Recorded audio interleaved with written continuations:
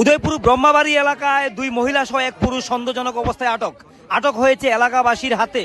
ঘটনাটি ঘটে ব্রহ্মাবাড়ি এলাকায় রবিবার সন্ধ্যা নাগাদ। দুজন মহিলা সহ একজন পুরুষ এবং অন্যান্য বেশ কয়েকজনকে সন্দেহজনক অবস্থায় আটক করেছে এলাকাবাসী এবং তাদেরকে তুলে দিয়েছে পুলিশের হাতে।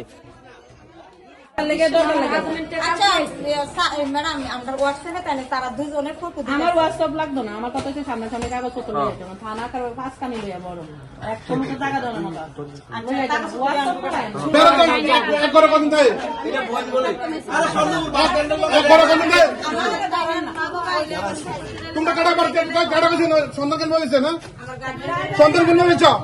দিদি আসলে বিষয়টা কি? আপনাদের কোনো বক্তব্য আছে? আপনাদের কোনো বক্তব্য আছে? আপনার কোনো বক্তব্য আছে দিদি? কোন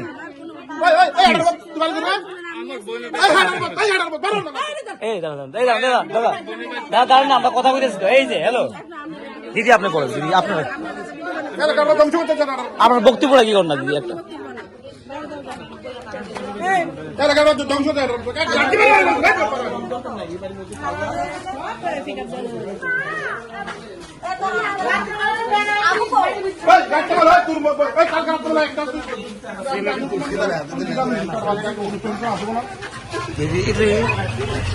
কোন দোষী বাইরে, কোন দোষী ভাই,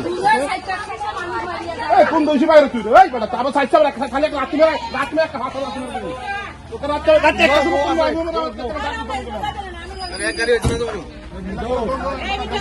গাড়িটা বাইর করো,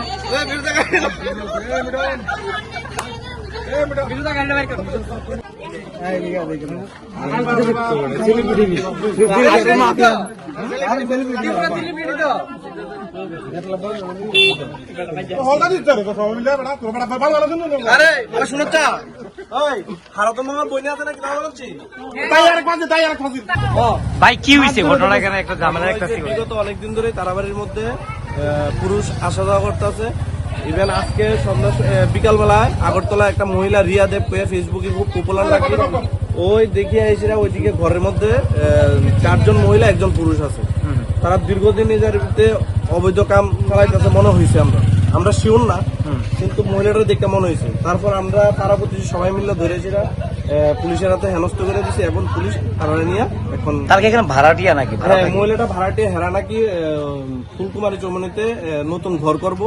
মহিলা দেখলাম সোশ্যাল মিডিয়াতে কাজ মানে ব্লগিং করে, বাচ্চা কাচ্চা অনেক দেখলাম। হ্যাঁ, ওই মহিলাটা তো আগরতলা নাকি চন্দ্রপুর বাস স্ট্যান্ডে একটা বাড়ি তো ধরা খাইছে দেখলাম, আমরাও নিউজে দেখলাম, ফেসবুক ভাইরাল বলে খুব মহিলাটা রিয়া দেব কয়েছে মহিলাটা। আর আমরা যখন ওরারে আইএসিরা ধরলাম, ওরারে পেলাম যে এভিডেন্স দেখাও, তারা বলে এভিডেন্সই নাই। একটা মহিলা যদি টাইটেল যদি এখানে ভাড়া করে কি করে তারা ভাড়া করে একসাথে দেখলাম যে দেখা গেল 8-9 জন এক ঘরের মধ্যে আছে।